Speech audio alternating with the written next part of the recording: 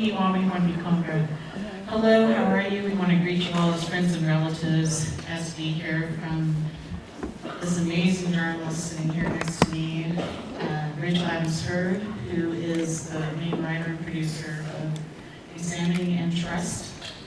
And working with her was Allison Herrera from KOSU, and interviewed for this groundbreaking and award-winning podcast was White Hair Memorial Director Tara Damron, Osage Congressman John Baker, and Brian Hosmer from Oklahoma State University. And I'm going to let each of our panelists introduce themselves and tell a little bit about themselves. Hi, I'm Rachel Adams-Heard. I am a reporter for Bloomberg based in Houston, and I reported and hosted the podcast in Trust along with a lot of help. I'm just really, really grateful for everyone who came out tonight. It really means a lot to us. I'm really looking forward to this conversation. Hi, my name is Tara Damron. I'm the director of the White Hair Memorial. I'm Osage. I'm from the Gray Horse District, and I work for the Oklahoma Historical Society, and I've been with them for 20 years. Glad to be here. My name is Allison Herrera. I'm the Indigenous Affairs reporter for KOSU here in Oklahoma, and also part of the podcast. So I'm really honored to be here with you all, and really excited. Thank you. Hey, I'm John Baker from Homney, Oklahoma, Osage tribal member, currently sitting on the Osage Congress. I'm real fortunate to be on this panel today. I know out here in this audience, I see a lot of experts that should be up here. But a good turnout, and I'm anxious to get started. Thank you. Good evening. I'm Brian Hosmer. I'm a professor and head of the history department at Oklahoma State University. I've been in higher education for 30 years. My research and teaching interests have circled around economic change and development in tribal nationhood primarily in the 20th century. I'm really honored to be here and feel very humble at the opportunity. I'm a cultural and outsider, and so I approach this from that point, and I'm really grateful for the opportunity to sit here and learn from all of you. And I'm Shannon Shaw Duty, editor of the Osage News, which I did not introduce myself, but I am also an Osage tribal member. So I do want to let everyone know that this panel and Q&A following is going to be a bonus episode of Entrust. So think of your compelling questions. We can't wait to hear them, and let's get the discussion started. So my first question is for Rachel. How did you first come to this story? So I was an oil and gas reporter for Bloomberg in Houston, and I got a phone call from one of my sources on a drive back actually from Tulsa to Houston. It was summer 2020.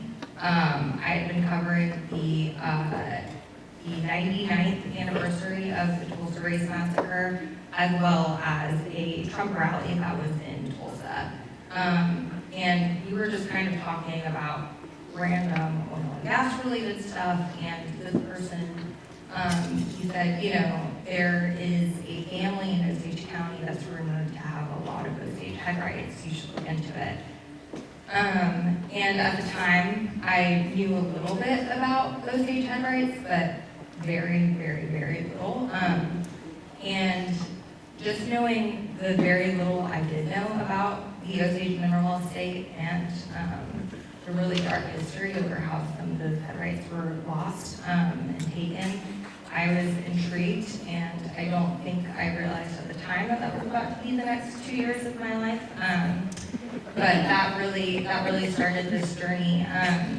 And pretty early on, I came up here and I met with several folks just to see if this was in fact something that Osage citizens were talking about, or if it was just a random rumor. And I did learn fairly quickly that this was something that was going around. And so that really started the journey of trying to figure out whether it was true, and if it was, how that happened. My next question is for Allison. What did you think when Bloomberg first approached you about working on the story? How does it fit into what you do on a day-to-day basis as the Indigenous Affairs correspondent for KOSU? Well, Rachel sent me a message through Twitter and said, we like your podcast. I was like, very, I had heard, like Rachel, I had heard a little bit about the mineral estate and had been talking with some Osage right holders about how non-Osages owned some of those head rights. And I couldn't believe what I heard until I immediately was drawn to this story. And working with a company like Bloomberg that has the resources and the expertise to be able to really investigate this story was really important to me, because in my day-to-day work as the Indigenous Affairs reporter for KOSU, one of the first things that one of the priorities for my lead is accountability, and to look into the ways in which the state and tribal nations interact, especially after covering the landmark Lugar decision, and how some of the tribes have used that to gain back, we had their reservation be recognized, and that was really important to me. So reporting on tribal sovereignty is also part of my day-to-day beat, as well as covering a lot of other things. And I had done very little reporting on the Osage Nation. I think I covered some congressional, some congressional races and here and there, some cultural things. But this was just an opportunity to do some deeper reporting, and it was really fun to do that. So getting into the reporting aspect, my next question is for Rachel. How did you know who to get in touch with in the Osage community? That was a really tricky one. I mean, when I first got here, I was met with some skepticism, which I think is completely valid. I'm an outsider. I didn't know what I was talking about. I was extremely ignorant on how all this worked. And I had a lot of people who were really generous with their time, regardless of that, and who helped me learn the resources that were going to get me caught up to speed. I read a lot of books. Jean Dennison's Colonial Entanglement helped me so much. Also, The Death of Sybil Bolton, A Fight for February. I mean, there were so many resources that really helped me learn kind of the lay of the land.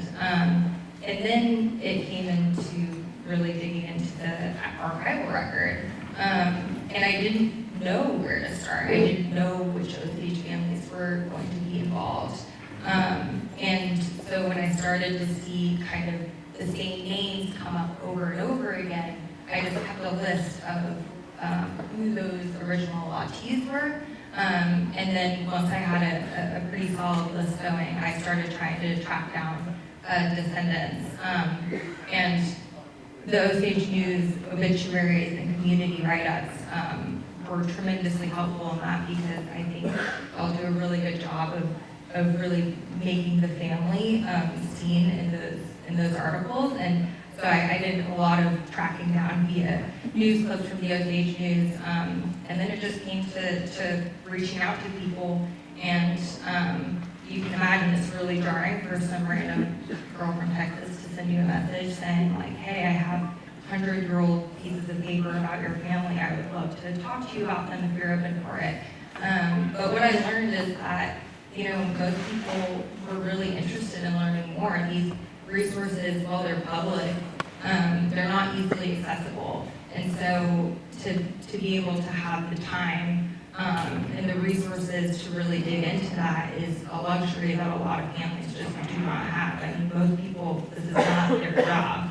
And I totally recognize that. And so I think being able to talk to people about what I was finding, I just got so much more perspective than if I had tried to make sense of what it all meant by myself. My next question is for John, and if you all listen to the Trust podcast, which I'm assuming you all have, John's story is very compelling about his community of harmony.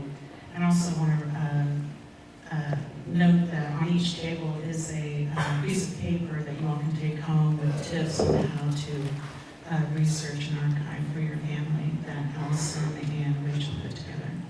So John, what was it like learning some of this information and reporting about your own family? Okay, thank you for that question. First of all, for me, when you grow up here, I'm going to say on the reservation, what we call it, our family, you grow up with all this, I guess I can say corruption that was here, brought here with all the wealth. And as a young boy in Hominy growing up, the times were good back then. It was a good time to be growing up. I don't know if any of y'all know much about Hominy, but now a lot of the stores are closed and we don't have a hospital or not even a grocery store. But we got our people were pretty tough, so we're making do and we're kind of getting some stuff going on down there. But back to the question. I always thought that all these oil tankers in Hominy were painted green, and they were called on the side Osage Oil Company. And I always thought that all those trucks belonged to the tribe, all that when I was a kid. I didn't know that they belonged to one of these oil companies around here. But times were good. We had all our grandmothers when I was growing up. We had our grandmother, our grandfather, and our parents. And there's a word in the Osage language. It's called KOSU. And what that means is that's when you have no worries, no troubles, because you got grandma and grandpa there. When you're growing up, we always relied on them to go out to my grandparents, and they were some of the old people that they had, quite a few advice. Just like all of our old people. All of our old people started out with the same, So I was fortunate to grow up there in a time where times were good back then. And I think one of the main stories that I can tell you that will let you know kind of how it was back then. There was a store down there in Hominy, and when I was growing up, it was called the Pioneer Store. And in the early days, it was called the Hominy Trading Post.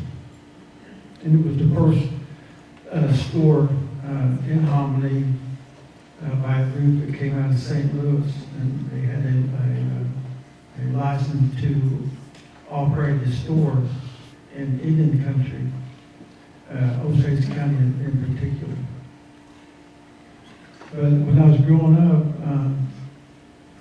there was a thing called the Osage Prize, and I know a lot of people in here know what that means. Maybe some of you don't. But in those days, when you go to the store, if you were Osage, everything was about doubled in price. And my mother, Virginia Maker, she was half Osage. Her mother was full blood, and her dad was a white man, Scottish. And so one of my mother's white relatives came, and she would come to in June to her dances, and she loved being around the dances, and she loved being with us. She'd stay all summer with us. Well, my mom was telling her about the Osage Prize, and she just, oh no, that can't happen. No, she didn't believe it. She just couldn't believe it. So my mom said, well, I'll tell you what, I'll show you. We're going to go down to the Pioneer Store, and we're going to get some ribbons and material to make some Indian shirts.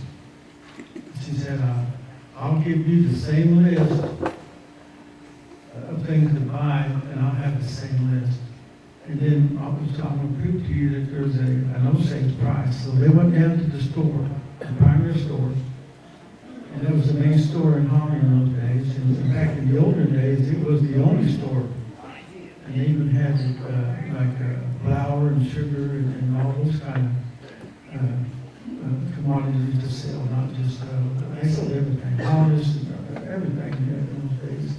But in the modern times, when the store I'm talking about, They went down to the store, and sure enough, they went in separate floors. And my aunt Shirley, the white lady, she bought the same exact stuff as my mom did. And when they came out, they compared the receipts, and it showed that hers was, my mom's was charged twice the amount that my own says. And it's, I mean, that's just the proof, and that went on. That was just a way of life around here.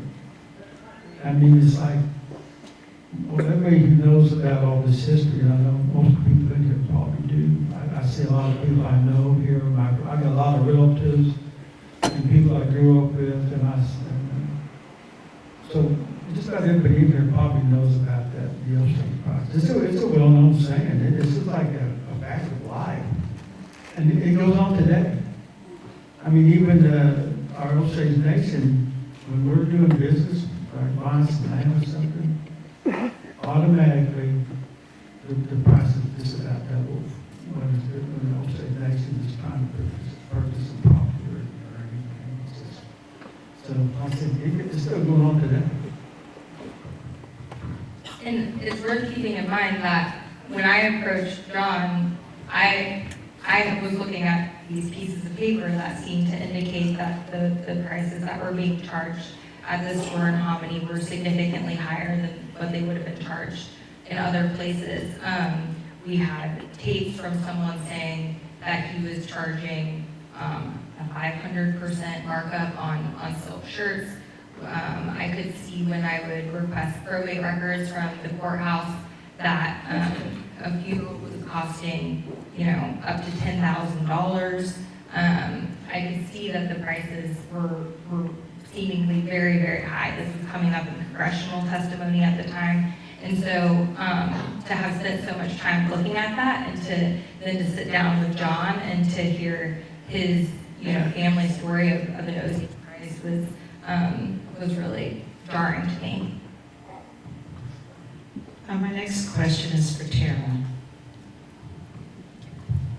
I don't know if many of you know, but Tara has taken up the mantle of this Fletcher case that has been going on for many years, and that means a lot to a lot of Osage shareholders.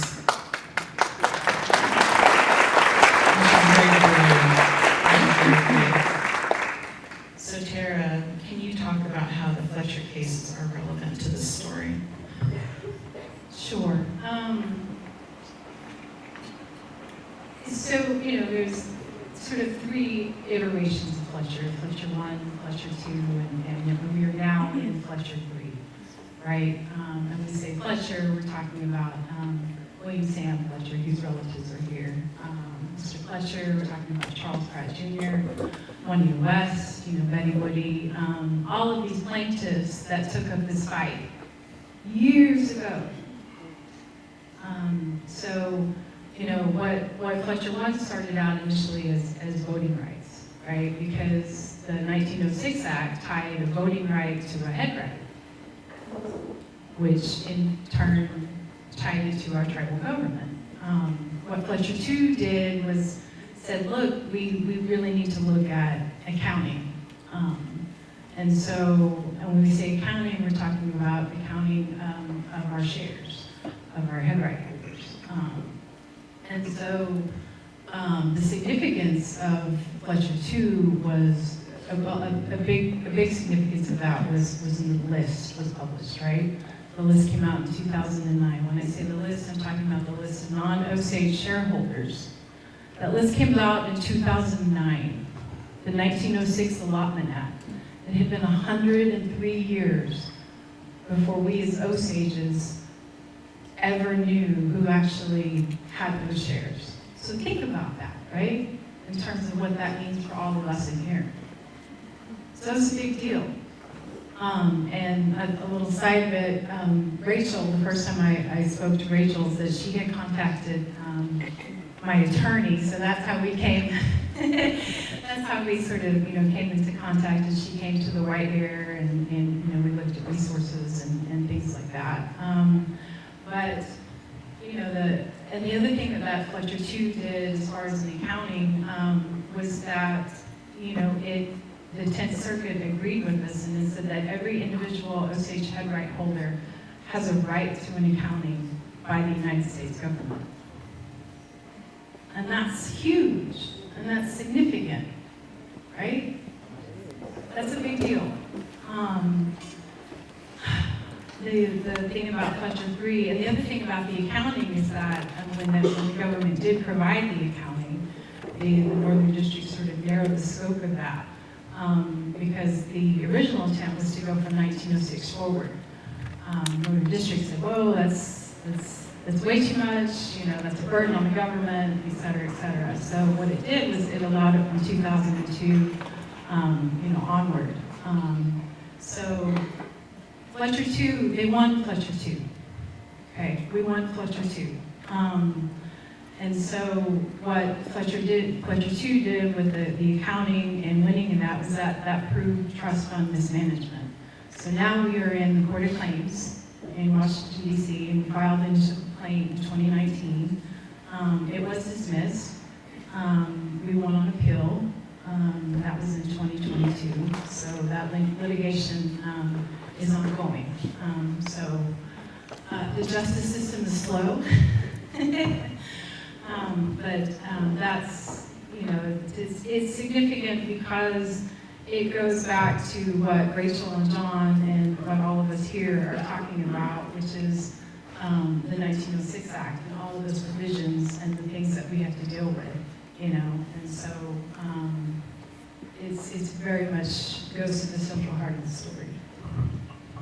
And the list that, the Bloomberg list that we published when the story came out last year, that was just, I think it was 70 people on that list that we had. And then that listed the share that each non-Osage right holder had, which I think was different. That's different from what we had, right? Yeah, absolutely. So what the 2009 list just listed the names. There was a gag order and that information, wasn't allowed.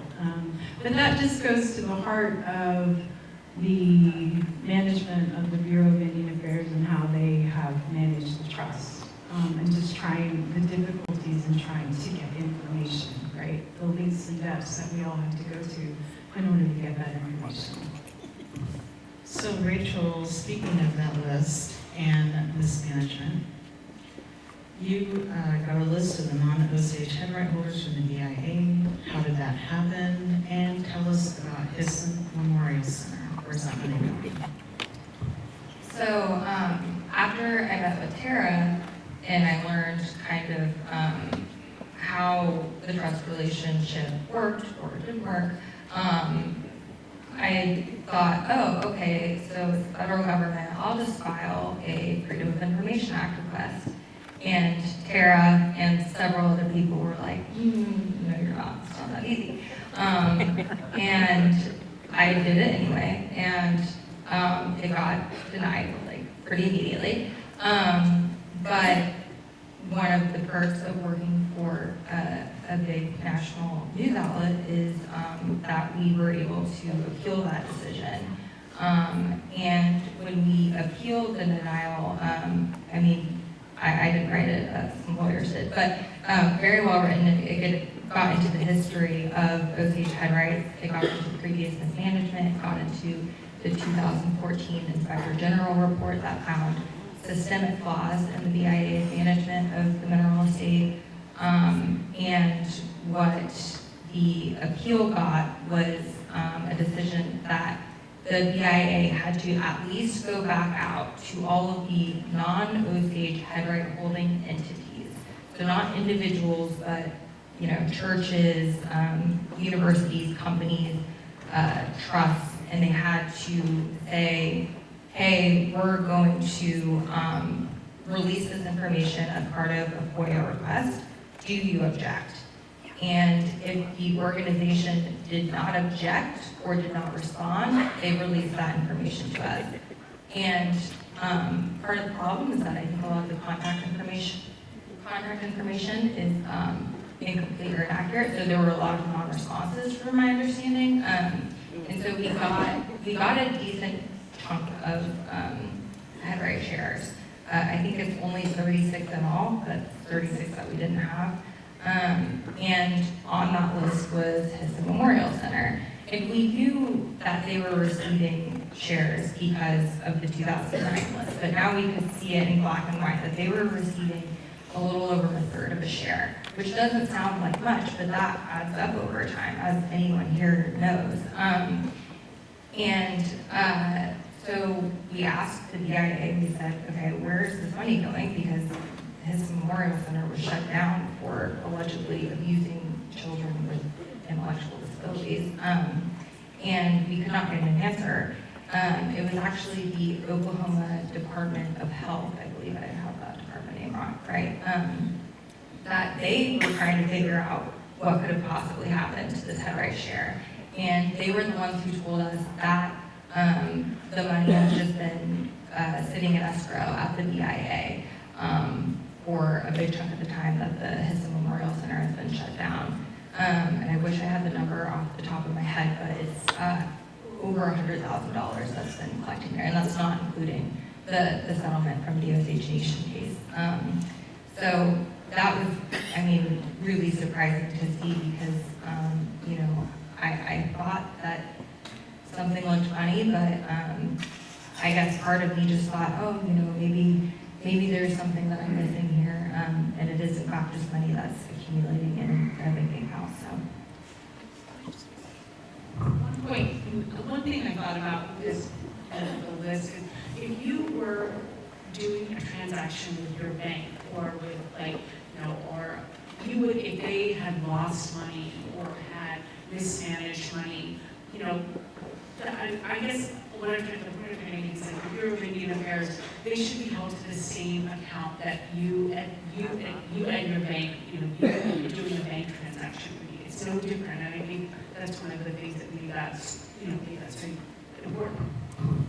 Yeah, that's a really good point. And Allison and I have talked about this a lot. Like, I think a big question I had for myself, and I'm sure my editors also had this question, is like, is this a Bloomberg story? I mean, you go on the Bloomberg homepage, a lot of our news is about Goldman Sachs and the Federal Reserve.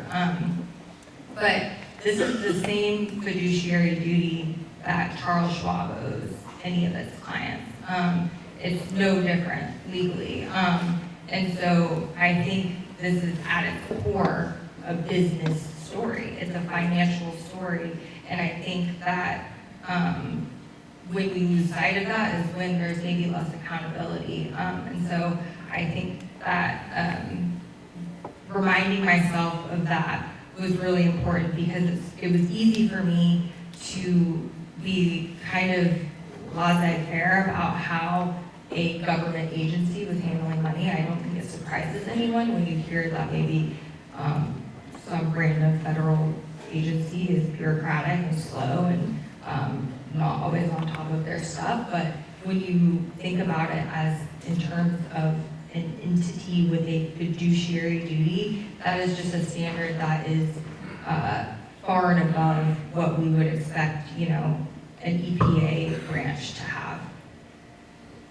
So go ahead and pass that mic on down to Allison. But this question is for both of you. What was the most surprising thing you learned?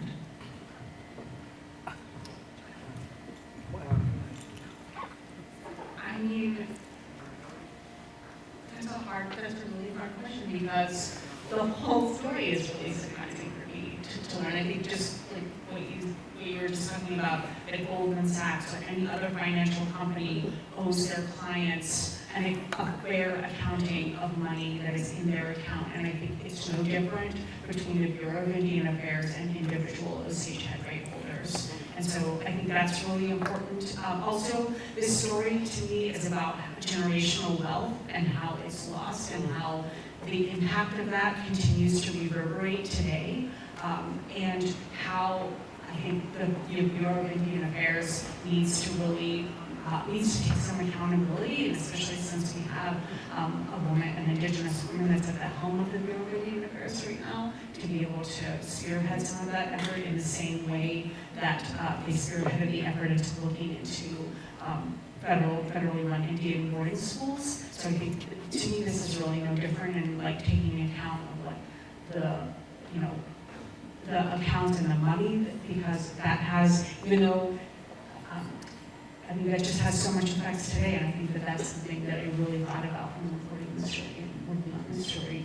And also, just, you know, in my daily work as the Indigenous Affairs reporter, I report on the tension between the state government and tribal government, and how the state is always trying to exert jurisdiction over tribes. And we see it right now with the current governor and the tension between tribes and the current governor. And I think back to that time during allotment in the 1906 Act, and how the state, you know, when Oklahoma became a state, and how people lobbied Congress really hard to make sure that the probate courts in eastern Oklahoma had jurisdiction over estates of Indians. I mean, that's the thing that I learned a lot about that, and I learned a lot about those policies that went into effect that really created this system for graft and chicanery to take place.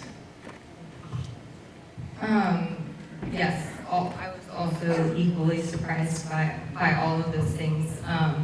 I guess another thing that surprised me is, I mean, because we started out in search of kind of a very simplistic question, which is, do the Drummonds outlaw pet rights? And we fairly quickly learned that they don't. But then we wanted to figure out how this one fraction of a head right changed hands over time. And to follow that small of a share and to run into the type of story that we did, which was he was this man named Ogie Pope, who was he was a driver for one of the original Drummond brothers in the 1920s, and when he inherited a head right share through his Osage wife, and then sold it to one of the Drummond brothers and another white man in a royalty company.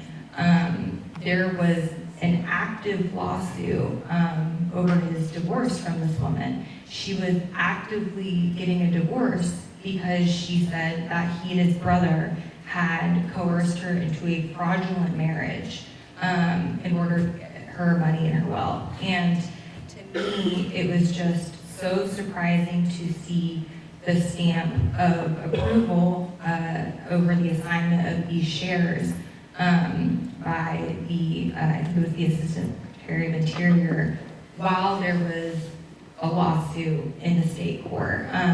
It really showed me that there was very little diligence over these head right transfers at the time. And perhaps I was naive to be surprised by that, but I will never forget seeing that and just the immediate reaction of how did they miss this?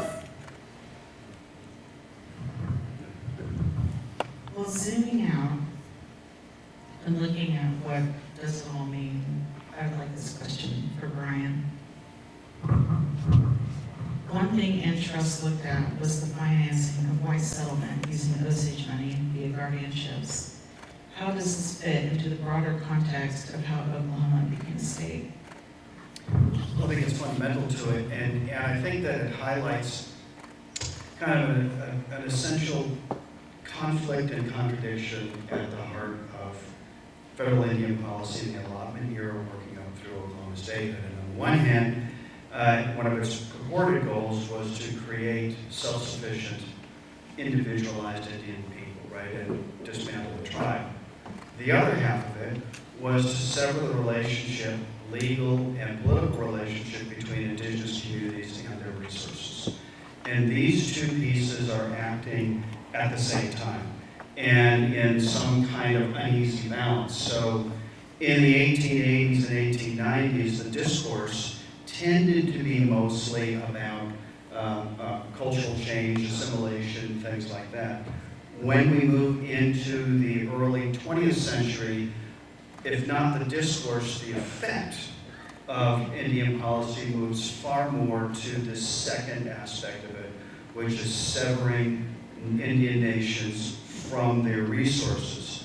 And those resources, so that, to get back to your question, that affects directly the way Oklahoma statehood operates and the opening of land for non-native settlers. It opens up the land. In other words, you've got surplus land, other kinds of means of extinguishing tribal title to land. And then you have resources that are generated through the exchange and sale of those resources that tend to cycle back to the state, to non-Indians, to promote the kind of settlement that was taking place, or the expropriation of Indian land.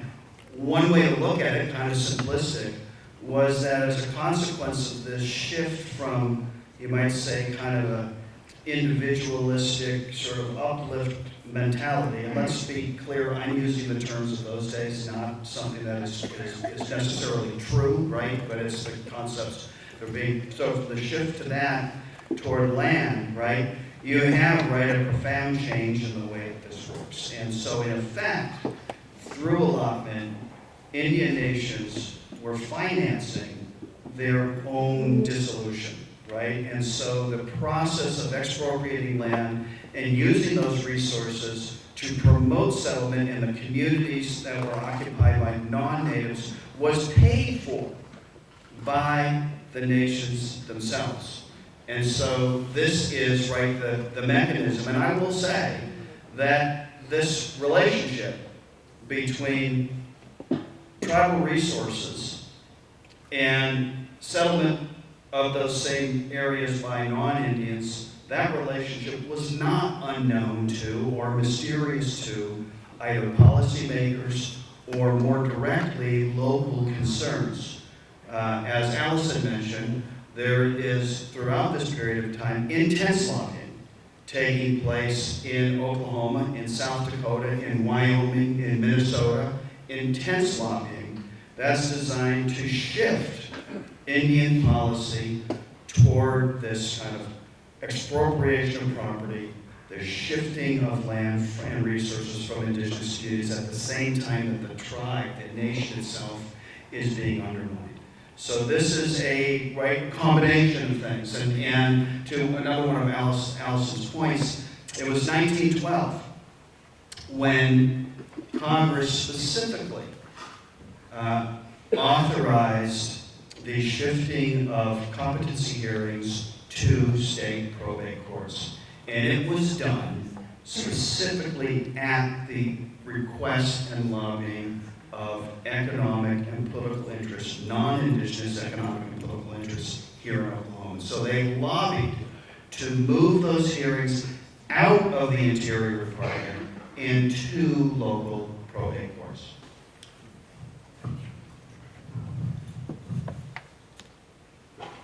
Sorry, it's just very upsetting.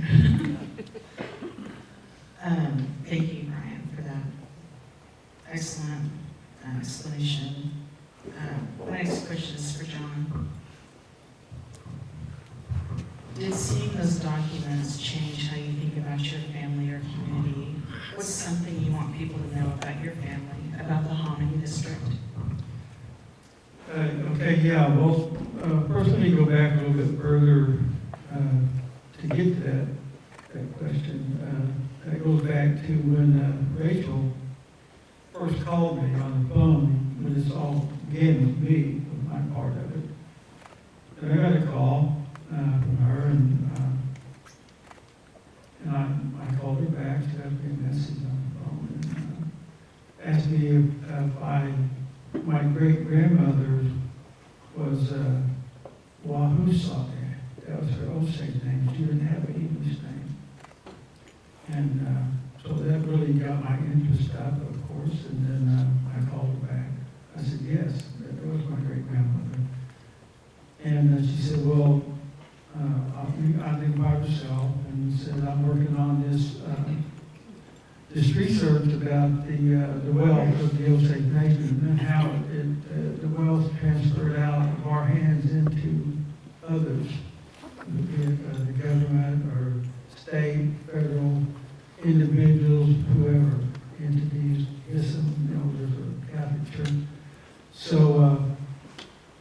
was, of course, interested to hear, talk to her, so we met here in town at the Buffalo Joe's restaurant. So let's meet down there, and we'll talk about it. And that's when her producer was there, and I met her there. And she had some of these court records documents about my grandmother's estate. And she said, have you ever seen these or heard about this? I go, no, but this is definitely my grandmother. And she was one of the, she had a guardian over her who was, I guess I'm going to go ahead and say it, the old man, Mr. Drummond, who first founded the trading post in Hominy. Well, and she had a list of one list I seen of about 10 full-blood Osages who he had guardianship over, and my great-grandmother was one of them. And I found out later I had actually 3 other of my relatives who was on that list. And of course I was like, shocked by it. But I knew all about the guardianships and how it worked. But I really thought my family was kind of shielded from that somehow. But I found out that we were treated just like the others. But I'll say the old full-bloods, born in the 1800s, most of them didn't go to boarding school like Carlisle or Haskell. They were forced to go later, but the old ones didn't have to go because they were already, adults, or maybe in their 70s or 80s years old.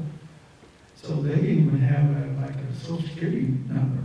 They never had to work. They didn't know how to apply for a job or anything like that until later on. But I seen Rachel had these documents, and it was like United States of America versus Fred Drummond. She goes, have you ever heard about this? I go, wow, no. And she goes, well, did your dad ever tell you about these things? I go, well, no. I said, if this happened, the date on these records was 1931. I said, well, that means my dad would have been 11 years old then. So, and most of us in this room who are Osage, most of us are, we all know that we weren't allowed to ask our parents about any of their business. And that was even when I was an adult myself. I had my mother something. She was, can't you wait till I'm gone before you... Okay, Mom, okay. But she was brought up the same way. She goes, I asked my mother that. She was slapping me across the room. So that's kind of how our old people were. That's that in the world that they lived in, and they were born into that old world. And when all this came about, the Allotment Act, 1906, statehood, well, my great-grandfather, he was born in 1880. And so when the allotment time come around, he was 26 years old and already had a family and 7 kids. And he said, well, as you know, each one of them got a head right in the land. Equal, just like everybody started out with the same. And through this and family, well, some of them ended up with multiple head rights. And we all know how that worked. But yeah, I had never seen those records or heard of it, and I was really shocked when I seen that. That list of the full-blood Osages who were under Mr. Drummond at that time. And it wasn't just him, it was like you could just be a merchant, you could just be someone respected in the communities, and hey, you want to be a guardian over the couple of Osage County. They were all for it because they knew it was a legal way that they could, skim money off these estates. It was a horrible time, and there's a lot of records, documents, stories about young Osages who were orphans who had their entire estate stolen from them. I knew one, I did a couple of semesters down at Oklahoma State, and up in the archives at Illinois Library, there's a lot of records up there, and there's stories that tells about some of these guardianships, and it has the names were blackened out, and the name of the guardian, but it tells about some of the stories.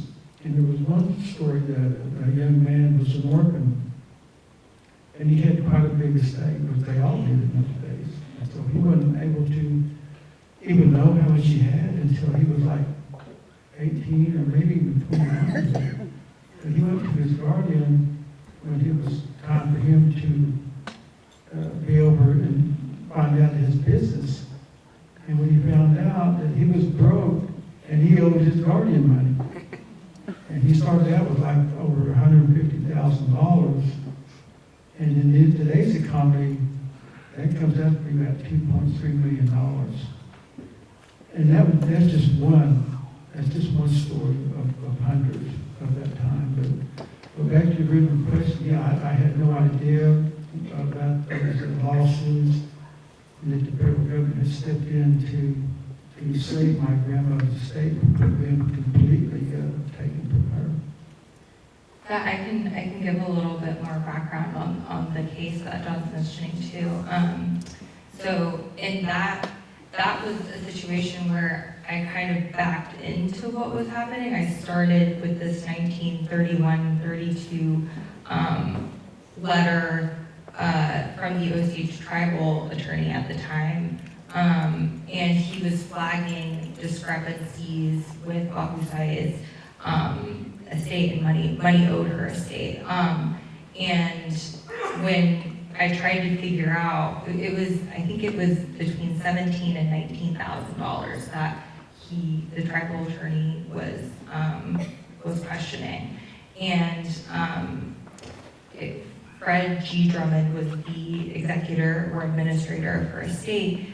And what the tribal attorney found was that was money owed by her late husband's estate. And so that got me looking into her second husband, I believe, Charles Valrishi. Charles Valrishi. And to try to figure out, okay, what is this $17,000? It's a lot of money in the 20s and 30s. Where could that have possibly gone if not even the Osage tribal attorney can track it down?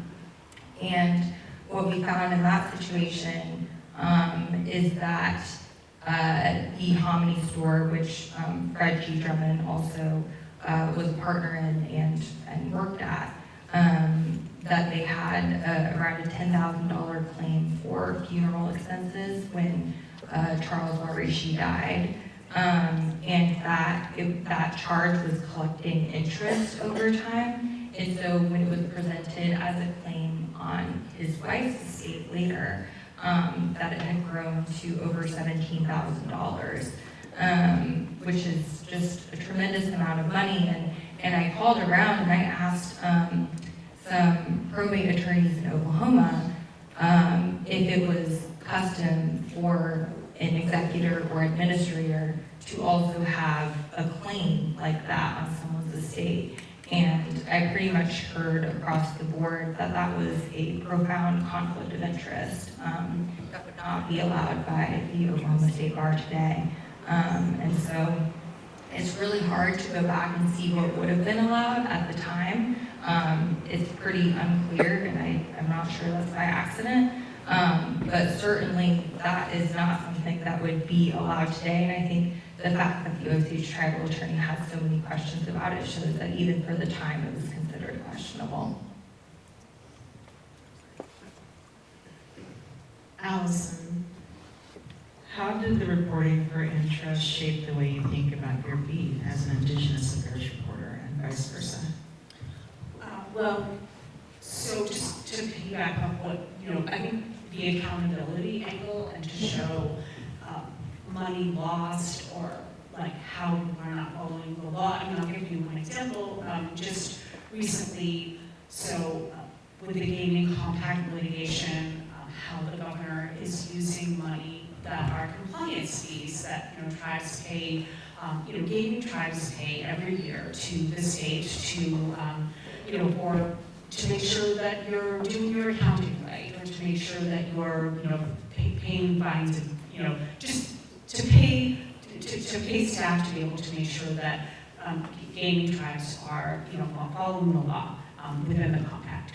So, the governor has, in 2020, lost that lawsuit with the tribes to try to invalidate the compact that automatically renewed in 2020. And so with that ongoing litigation, the governor is using the money from the compliance fees to be able to finance his legal fees, the state's legal fees.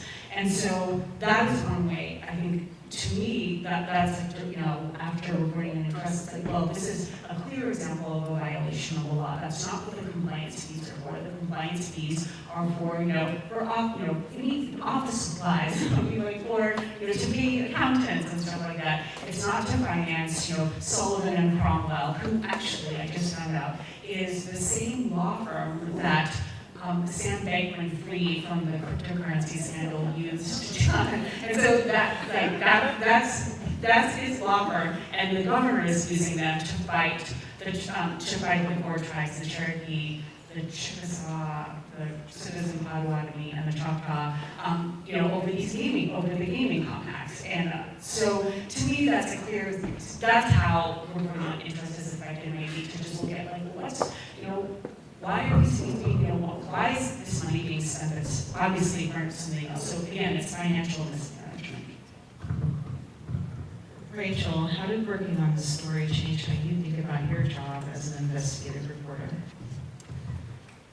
Well, it was also my first podcast, so it was quite a steep learning curve in that regard too. Learned to record everything, which I'm sure a lot of people in this room who I've talked to found that probably a little irritating.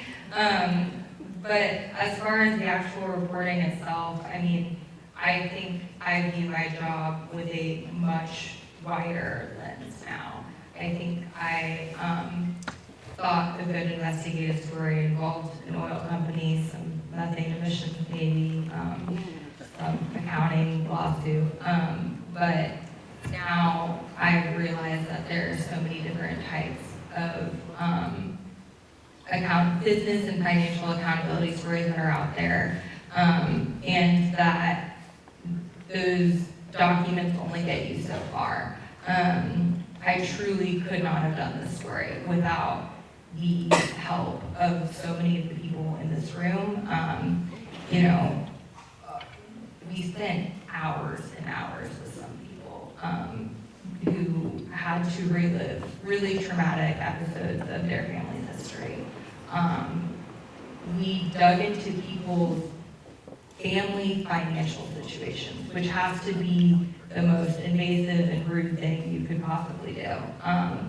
And, it wasn't always met with eagerness, which you can't blame anyone for feeling that way. But, I think when people hopefully saw that we really wanted to get this right, that we needed them to get it right, that's when I think we really started to be able to piece the puzzle pieces together. And so I think the biggest thing I learned is that you can't tell a story about people without people. And so for that, I'm tremendously grateful, and for so many Osage families, but also a lot of non-Osage families who have been in this community and who also have really strong perspectives on where we should be looking. And not every interview we did made it into the podcast, as I'm sure you can imagine, but the list of people who spent the time to talk to us is very long, and for that I'm grateful. So this next question is for Brian. Can you talk about the head right system in the context of allotment? How does it fit into Oklahoma statehood and native wealth and sovereignty? Yeah, so the head right system is both a creative response by the Osage Nation to the pressures to allot their domain and essentially dissolve that domain.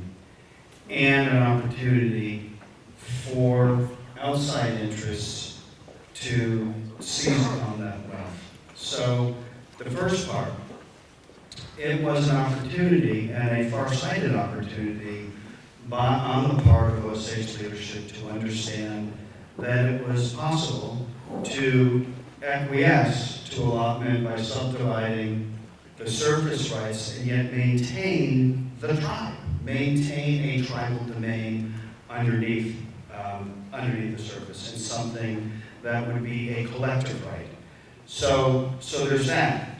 The head rights really proceed from pressure on the part of the national government and policymakers to assign wealth to individuals, to create a fixed set of shareholders. So it operates like allotment in that sense, and that there's a list of people, there's a domain, and it's subdivided. So this ends up being kind of a little bit of both. It ends up being both a part of this effort to subdivide tribal resources among individuals in a kind of finite way, and also the Osage's efforts to protect what they could, right? To protect a tribal domain. And I think that second part is really critically important because it speaks to what's happening in other indigenous communities in the United States under the same pressures. So one of the reasons, stated reasons for competency hearings at all was really that indigenous people were incapable of understanding how market economies work, right? And that once confronted with capitalism, shall you say, they dissolved and were easy pickings for predatory economic interests. And so this is part of that. The reality is, in the 1870s, 1880s, through the 20th century, Indian nations were organizing all kinds of ways to take control of their tribal economies and their national domains in ways that were possible given the overwhelming power differentials that existed between them and the federal government and local businesses. So another example takes place in Wisconsin, and where the Menominee Nation had a stand of timber that they had been logging in a sort of small, sustained fashion. They too were under pressure by the federal government and by timber interests, Weyerhaeuser one of them, to subdivide that domain into individual holdings, and which ultimately was expected would just lead to the clear cutting and loss of the thing. The Menominees, through really skillful lobbying and all kinds of other things, were able to sustain and maintain collective ownership of that entire domain. And that stand of timber exists today and lies at the heart of their economy. The Menominees have been operating sustained yield logging for 125 years on their own land. My point, and there are other examples around the country, my point is simply this, that you have these pressures to subdivide and diminish tribal holdings by using this kind of individualism. But I think it does a disservice to indigenous peoples and indigenous communities to assume that they don't know what's going on. And they don't understand what's happening. They understand fully well. The problem is that their capacity to craft an alternative is limited by policy, it's limited by money, it's limited by power, both public and private. And so in places around the country, you see efforts by indigenous nations to create local business opportunities that, rather than corrode the tribal domain, rather than corrode the collective interest, actually, at least they try, would actually sustain nationhood. And so to me, the Osage situation is kind of like a little bit of both, right? It's both the interest from the outside seeking to diminish the domain and in some ways, right, just to quite simply engage in theft. But it is also Indian nations trying to find some way, some possibility to hang on to something in that moment with the idea that there might be opportunities over the longer term. John, this next question is for you. You still have some of your family's original allotments. What does that mean for you? Okay, it means a lot to me personally as a Native American, and especially as a member of the Osage tribe. I guess it begins with the way I was raised by my dad. My dad, Lloyd Maker, was a full-blood Osage, and all his brothers and his mom and dad, they were all full-bloods. And my mom was, like I said before, she was half. Her mother was a full-blood. So now, me and my brother Larry, my sister Ann, we have inherited some of our original allotment land from both sides of the Maker side of my family. And my mother, who was her great-grandfather was Albert Penn. And so we still own a lot of our original allotment lands out down around Hominy. And just recently, I don't know if anybody's seen it, they had our family out on our land, the Channel 6 News had us out there, and they were talking about some of the Osage families who still had some of their original allotments, but not all of it. And I told this woman, she put the Channel 6 News on 6. I said, it's not just us, there's a lot of families that are still here that still own a lot of their original allotments. And I named some of them off. I don't want to bring those names up in here, I won't make anybody mad, but I named off some of them. So the people I know from Hominy, and you're in here, you know who you are. I'm not going to bring names up, but I don't want anybody mad at me. But no, it means a lot to, I think any Native American who is from this continent, North American continent, has a strong tie with the land, and that's all Native Americans, and Osages in particular, because I am an Osage, and it's just something that's in our people. Like when I was in the United States Army, I had a lot of friends who I was the only Indian they ever knew. Guys from New York and California, Chicago, and they were all asking me things about Indian, and all they knew was what they seen in the movies. And we'd be sitting watching a movie, one of the more westerns, and they'd be talking on that show, they'd be talking Sioux or Apache or something. They'd go, hey, Baker, what are they saying up there? What are they talking about? I thought, well, I don't know, they're talking Apache, so when you're Indian, you're supposed to know what they're saying. So, most of those people, they didn't understand what it's like to grow up as an Indian, Native American. And, like I tell some people, so, an Indian, when they see a beautiful landscape, a river, a creek, and trees, and nature, it's just something of beauty, something that was given us to Almighty God, He gave us that to enjoy. But when the businessman from New York sees that same picture, he thinks about how he's going to make money off of that property or any way possible. So I try to explain that to some of my Army buddies, the difference in being raised up as a Native American rather than somebody from the south side of Chicago, or LA or somewhere. So I really was fortunate that I could teach those guys some things like that. I don't know if they still remember that or not. But can I tell one story about when we were out on the town in Germany? I spent 2 years overseas. And me and my buddies were out at this guest house, same thing as the bar. And we were out on the town, probably about 5 of us from my company, my platoon. And we were just having some beer, and this guy comes up to me, well dressed, in tweets PhD, probably in his 50s, and well educated. And he said, "Excuse me, sir." I go, "Yeah." And he said, "May I ask you, are you American Indian?" They didn't say they American in those days. He said, "Are you American Indian?" I go, "Yes, sir, I am."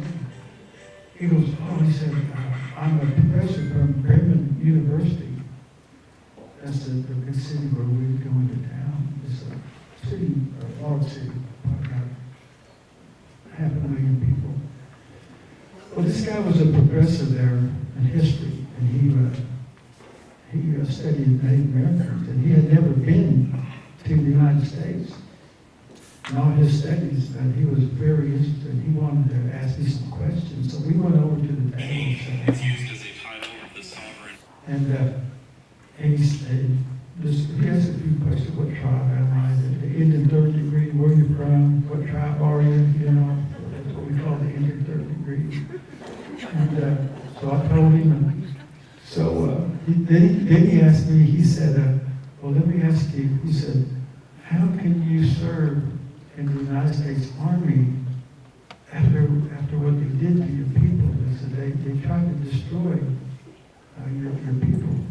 I go, "Wow, that's kind of shocked."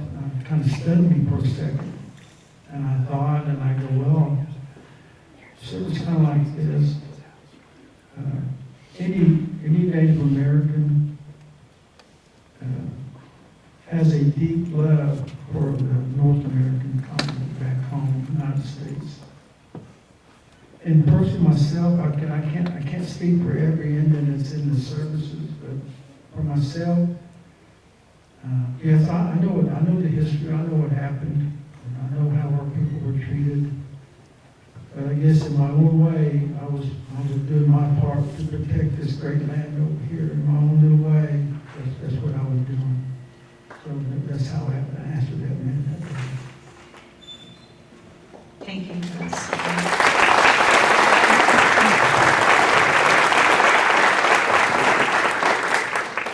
So, Allison, what's the latest with proposed legislation to make it easier for non-Osages to return their shares to the Osage Nation?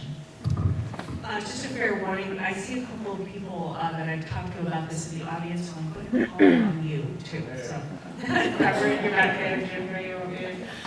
So the last, I know that there is a draft of the legislation in Congressman Lucas's office. I talked to an aide from his office a couple of weeks ago, and they are waiting for, they're waiting for some approval from the Minerals Council and from the nation itself. And I think, I have been trying to get at this question of like, why is it so difficult to transfer non-Osage head rights back to Osage individuals? And I think, I think there's some barriers between the Bureau of Indian Affairs, but also just this, some of those shares should go back to the individual, to the individual shareholder. And so I think Shannon, you and I have talked about there should be somebody at the nation to do that research to make sure that when somebody does want to give the head right back, that it goes to that person's descendant, to that person's heir.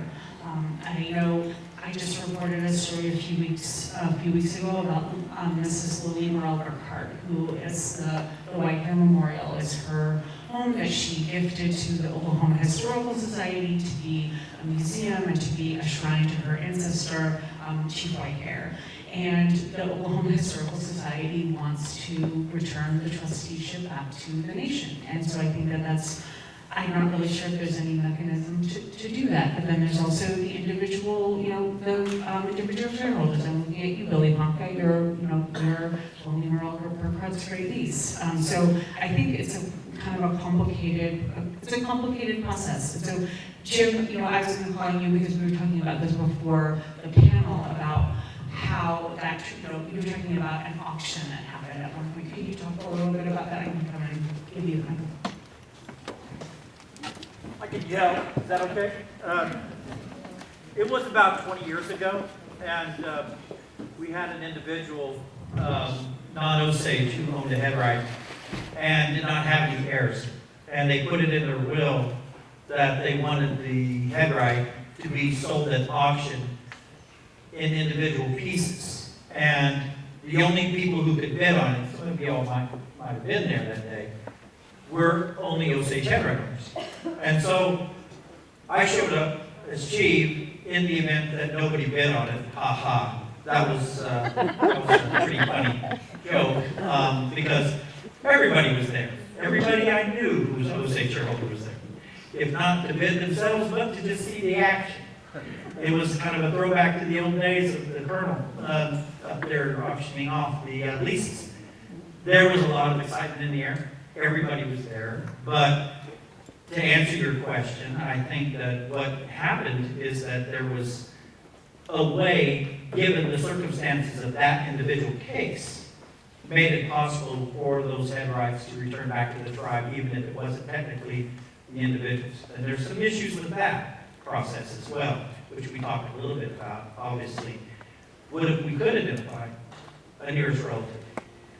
What's the mechanism? Where do you draw the line there? You know, I don't know, but at least in that particular case, those head rights found their way back into the nation. Yeah, and I think, Councilmember Waller, Minerals Councilmember Waller, I think right now, the legislation is just waiting for your office just to sign off on it. That's where the legislation is at, correct? Yes, you can,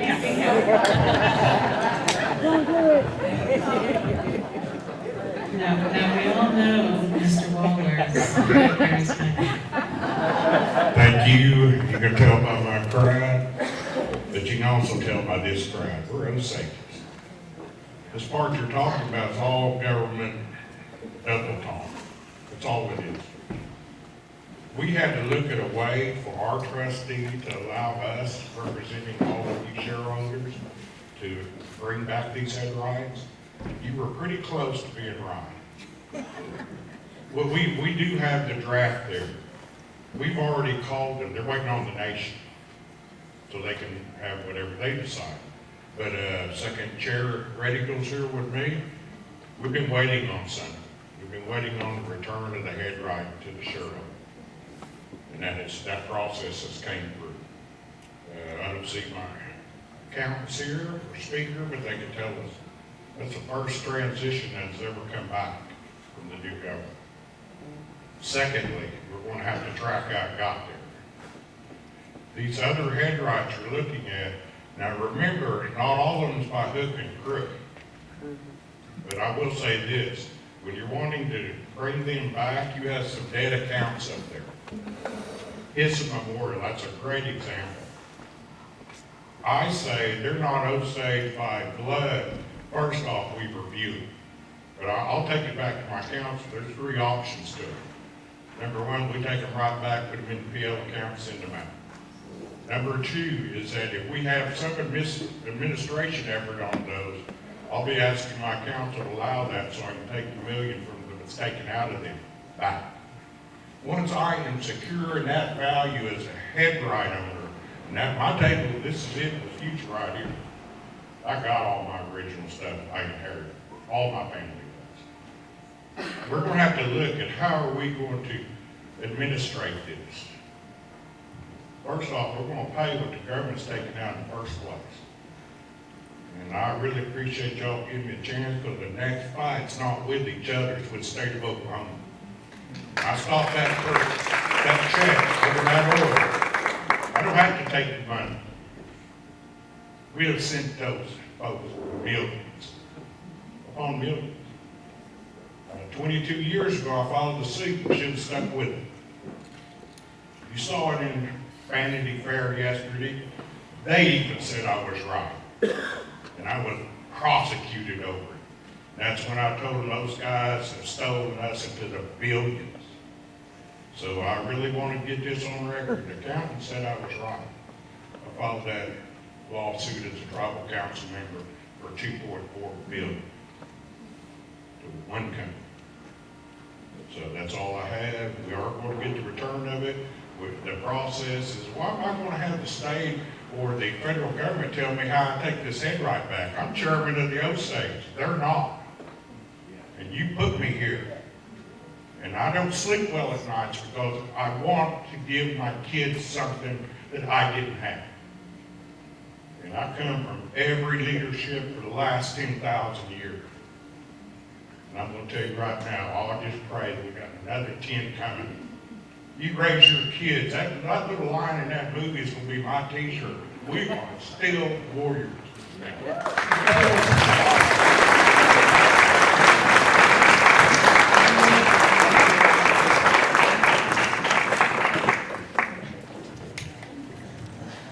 Can't follow that, can't follow that.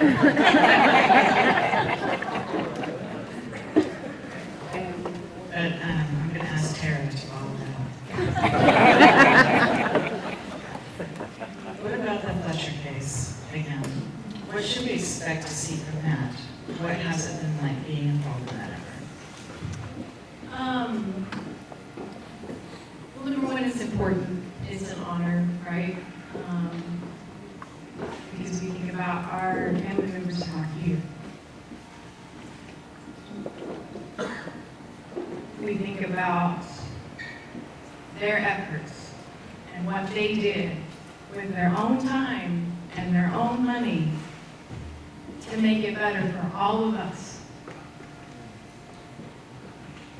And not all of us just here now, all of us in the future. It's an honor. I had the privilege of knowing Charles Pratt Jr.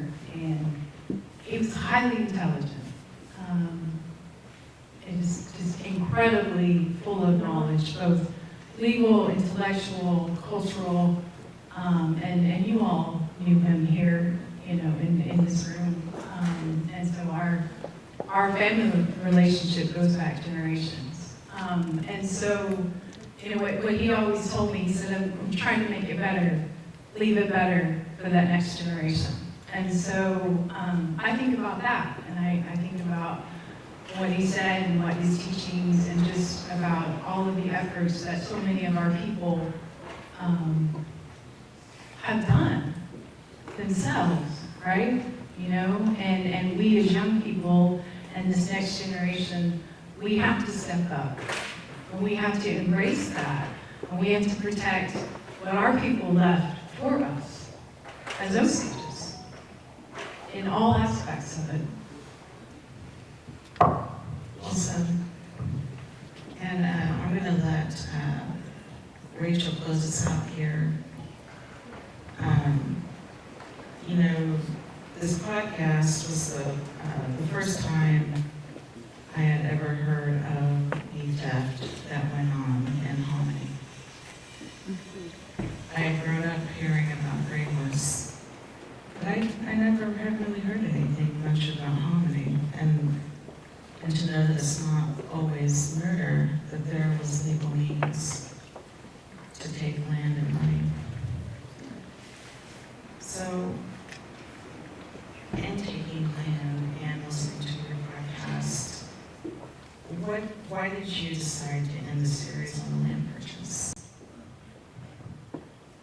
I think that, well, for starters, when I first heard Raymond Redcorn and R.J. Walker tell me that story, I mean, it's just a gripping story. I was on the edge of my seat the whole time. I knew what happened, and I still couldn't wait to hear the end result.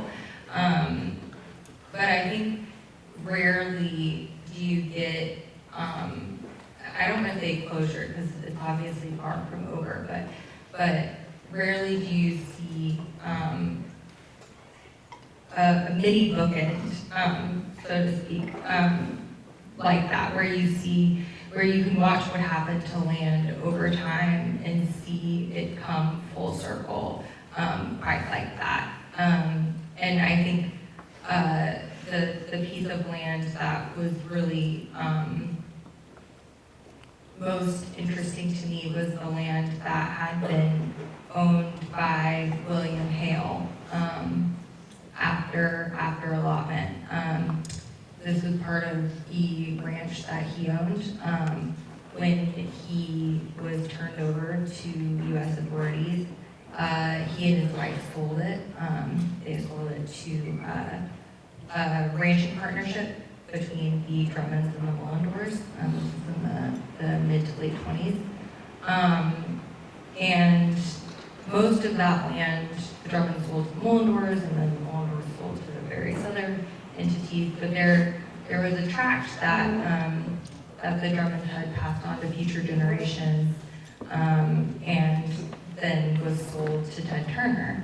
And then when Ted Turner put the Bluestem Ranch up for sale, and the Osage Nation won the bid, it went back to the Osage Nation. And that piece of land had kind of stuck with me through my whole reporting process. That was the land that appears to have been mentioned in a memo I found at the University of Central Oklahoma. And it indicated that $15,000 was borrowed from the account of Myron Banks Jr., an Osage man who was under Fred G. Drummond's guardianship. And it was borrowed from his account to pay for the Bill Hale land, according to this memo.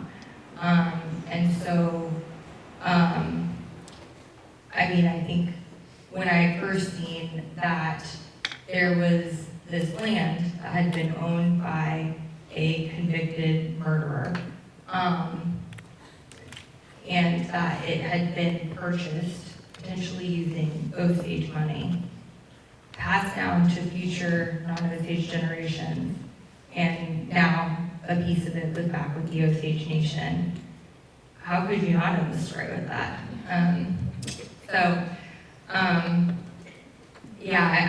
I want to thank everyone again for coming out today. I'm really looking forward to the Q&A. But yeah, thank you so much for your time.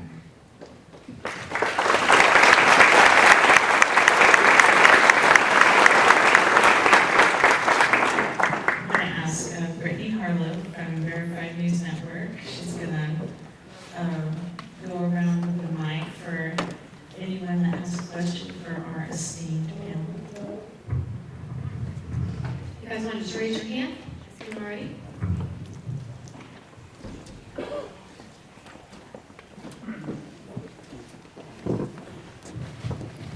Thank you. My name is Susan Foreman.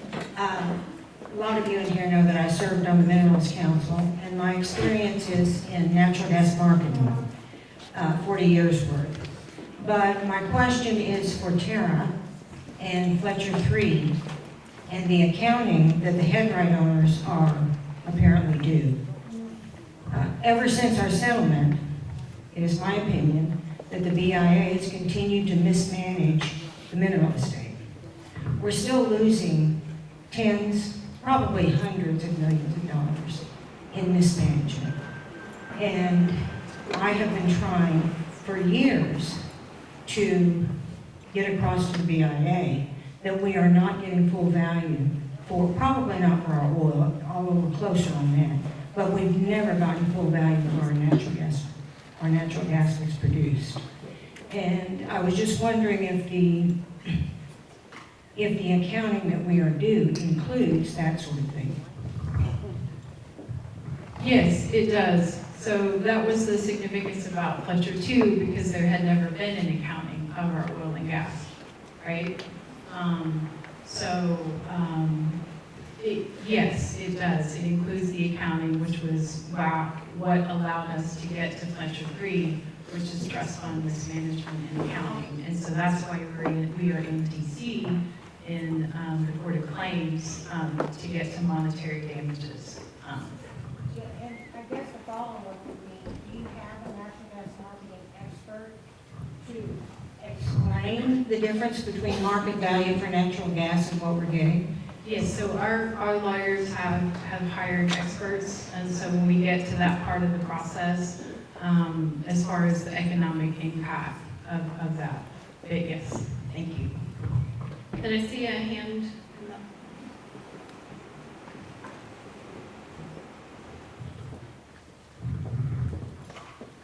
And this is for Allison. We have a case of the Irving Irby case that was decided on appeal, the Supreme Court decided not to hear it.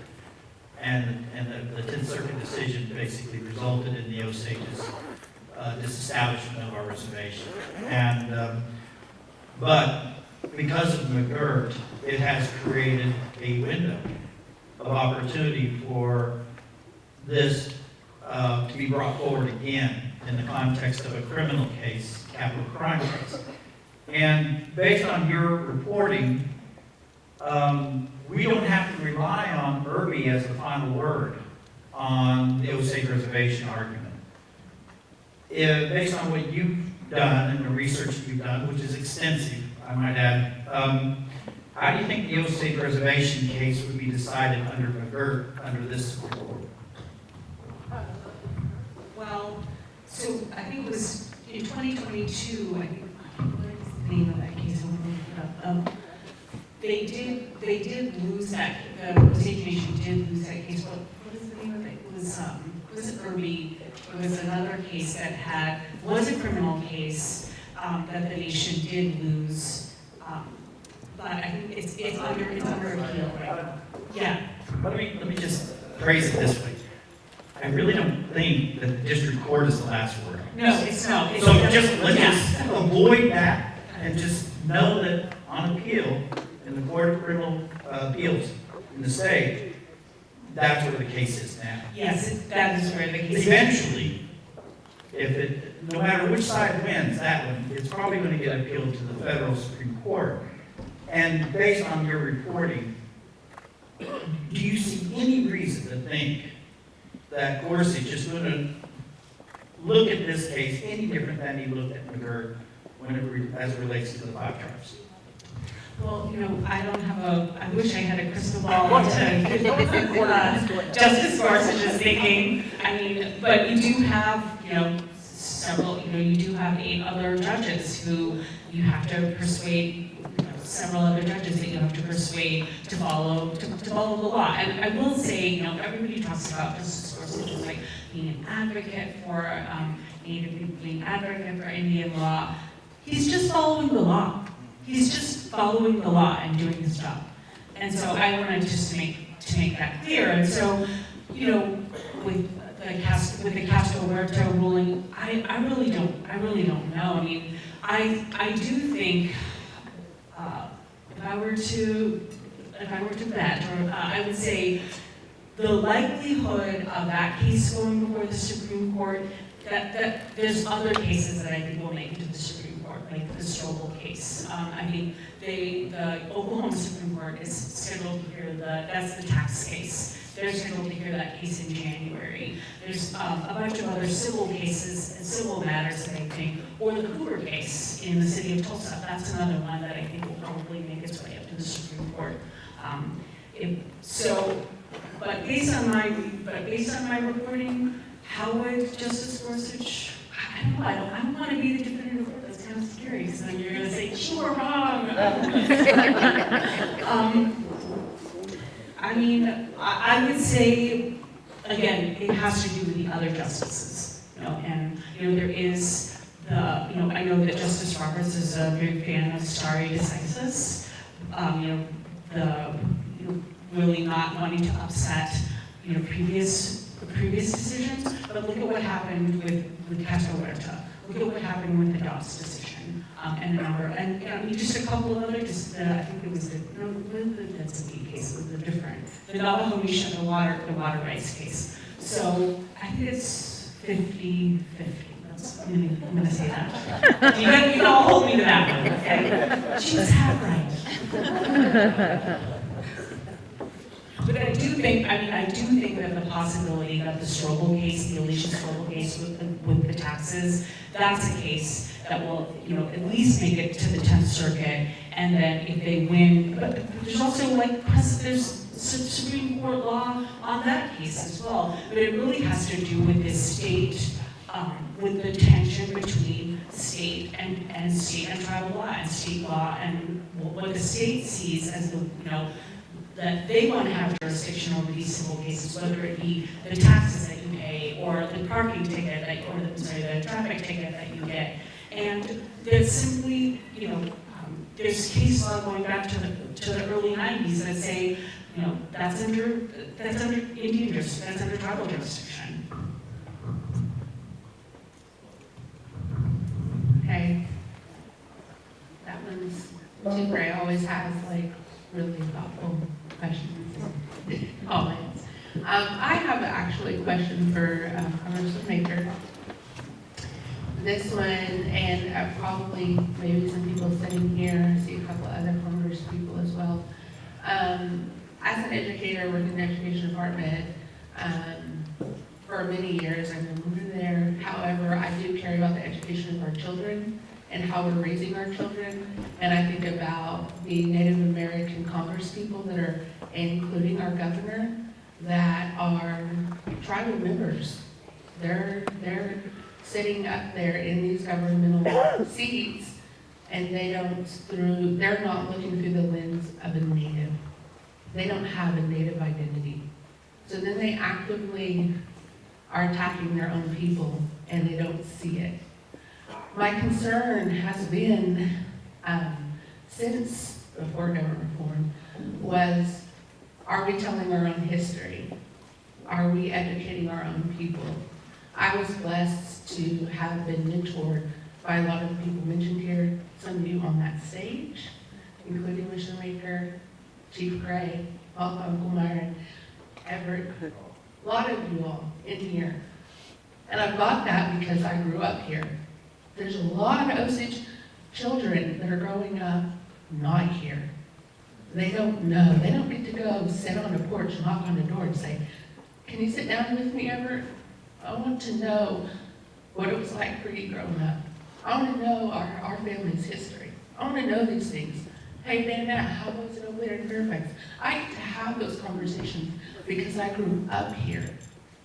But those things are not recorded and not written down. And I am concerned, and I know that it's probably been brought up a few times. I'm going to throw two things out here. One, thank you for your reporting. With the movie, it's a movie. It's based on historical facts, but it's not 100% accurate, right? But it's rooted in our history. And as a congressperson, what are we as an Osage Nation doing to do our own research? Are we going to review out of all the half-bloods and full-bloods that were provided guardians in that book that was posted, what's their history? Some of you guys get to have closure because there was a court case, there were these things, but what about all of the other Osages that are descendants of that? And they're like, hey, I didn't even know my family was disenfranchised. I didn't know that we moved to Colorado to get away from this, that, or the other. Are we providing that type of history? Are we going to do that? Is there any efforts made by Chief or Congress to create that, not just here's the river patterns, here's this little video on this, but historical governmental history for people. And with that, I would like to say that has been said, and people may or may not agree with me, but I'm going to put it out here. I would like to see, because we have a lot of master and doctoral people that have a good knowledge of our history. I would like to see it tied to our Osage scholarships. We're educating our people, and they're required to take U.S. government history. They're required to take political science. If we're going to pay for our Osage people's education, why aren't we making them? And we have means to partner with colleges and universities, and I'm sure that there will be Osages willing to put an online course that I don't care where you are in the world, if we're paying for your education, you can take one class in Osage history. You can take one class in Osage culture. Between now and your first 12 hours, now and your 24 hours, your junior, senior year, take one course. Because one of these Osages might be your next governor or your next state representative, and they might not have the understanding of what the things that we're talking about here today. But again, so John Make, is there anything in that program? Thank you.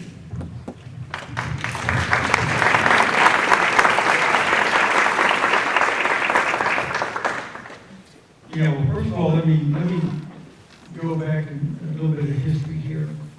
For a lot of you here in this room, including myself, when I was growing up,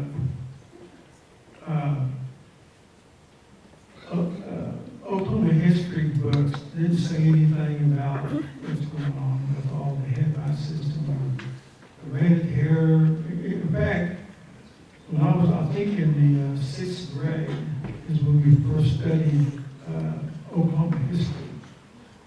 And I don't know if those books still exist anymore. But the part about Osage was like one paragraph. And it just said a little bit about the Allotment Act. And I mean, in those grade school books, no, they didn't say much at all, not like a college course, but I can tell you that we've come a long way since those days. Our tribe has. All of our leaders, they've tried to educate our people as best as they could in the times that they were going through. From going back, your great-great-grandfather, the great Chief Lookout, and all of our leaders, including Chief Gray, and Mr. Waller, who's been very involved in our government since he was in high school. Maybe he was in grade school. And I tell you what,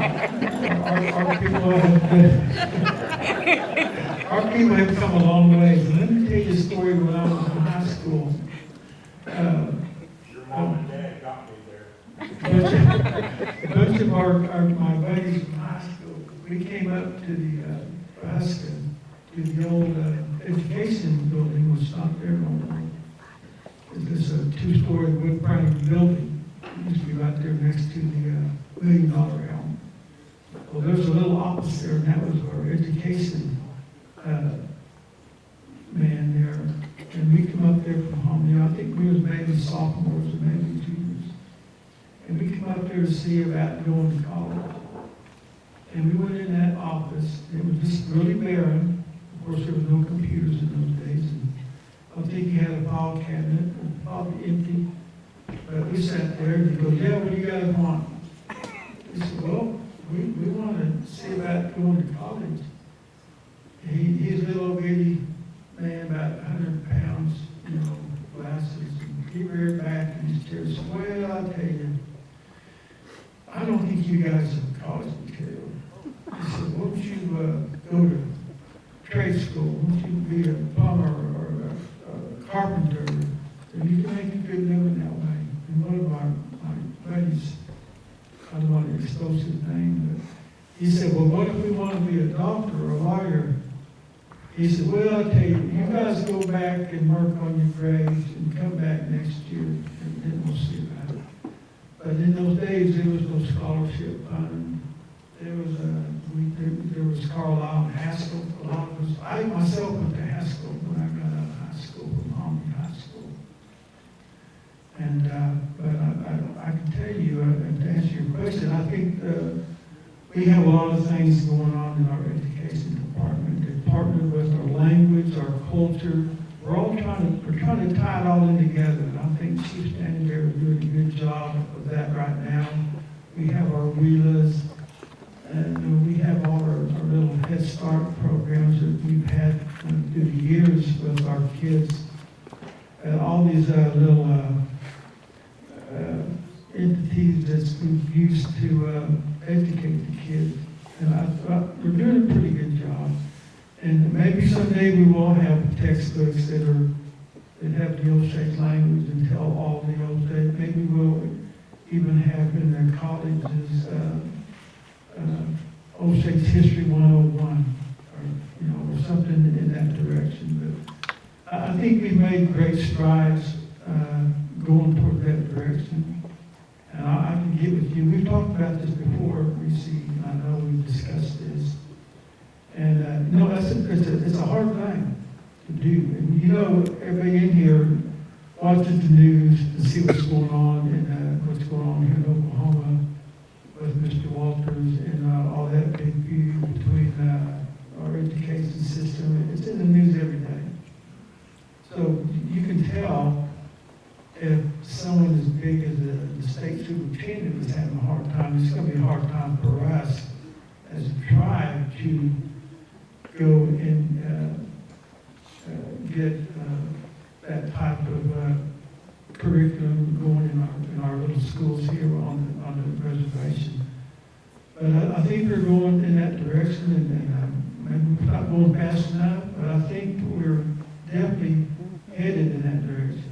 But it takes time. We all know all government are slow, and our own government here in the Osage Nation, we're still young. Our government is still new. We've not been going very long, so and I do think we're doing the best we can right now. But it's a complicated question. I mean, even the way you proposed it was like, wow, that was a lot there. So where do I start on that? You know, but yeah, because I think that's a great idea, and I think maybe you can get with our education department. And I know you used to work with the language department for many years. I worked with you there when I was working with the language. So, but we have a lot of great people working for the tribe. We got a lot of educated people in our nation. I mean, we've got a scholarship fund. We've got a lot of our children who have been able to go to school, even trade school, tech school, to get themselves educated where they can have a good life and raise a family and provide for all the people. So, but yeah, we're working towards it. And anytime, as a Congress and all the ones here, former ones are here and current, anybody in this room can come to us with any idea you have, and we'll work on some legislation and see if we can make it happen. We're always, as elected officials, all of us, our minerals people, we're always doing our best, trust me, for the betterment of all our Osage people, all the time, 24/7. Thank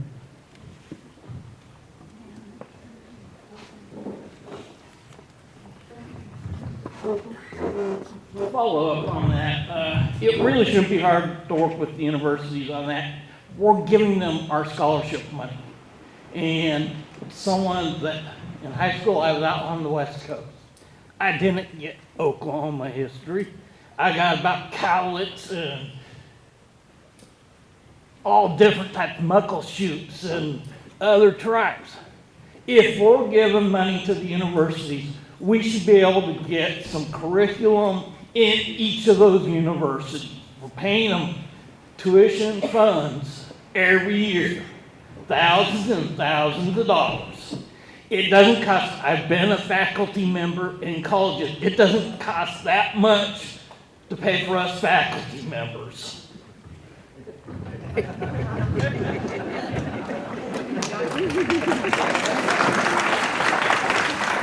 Well, thank you, sir, for that, but that might be a better question for this man right here. Well, first of all, I don't make those decisions. Secondly, I agree with you. And I do think that that kind of aid, that universities see as scholarship aid, can in fact be delivered. And now I'm not telling you to pressure the people who sign my paycheck, at least by name. But I think it's reasonable. And I think it has happened in other places and in other states, you know, often in connection with other kinds of settlements. But yeah, I think so, right? I think that's a good idea. Hi, so with this podcast, so we have them somewhere before these people are gone for our kids and our kids' kids. I just want to put a plug in for the White Hair Memorial and Tara Damron is the director of the White Hair Memorial at School and Rural Reference Home, and I just want you to talk about the resources that you have there. Yeah, thank you. you for that question.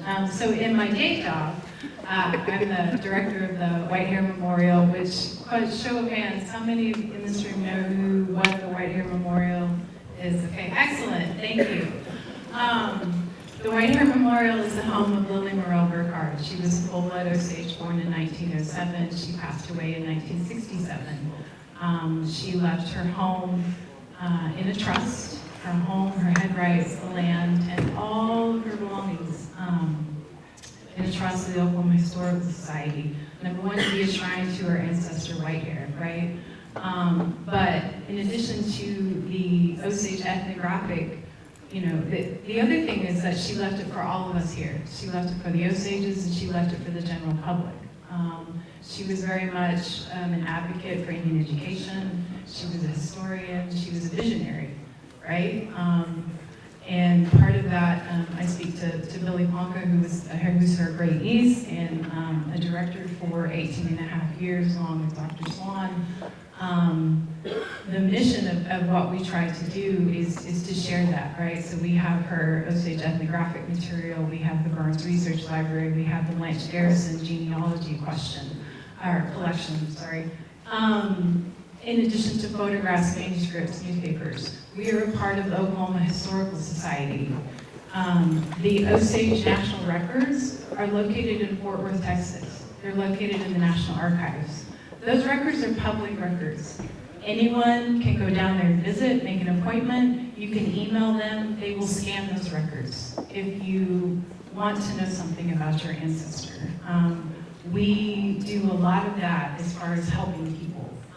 I enjoy that. Our staff enjoys that. And I've learned so much from patrons calling me and sharing their family stories because of this podcast, because of the book.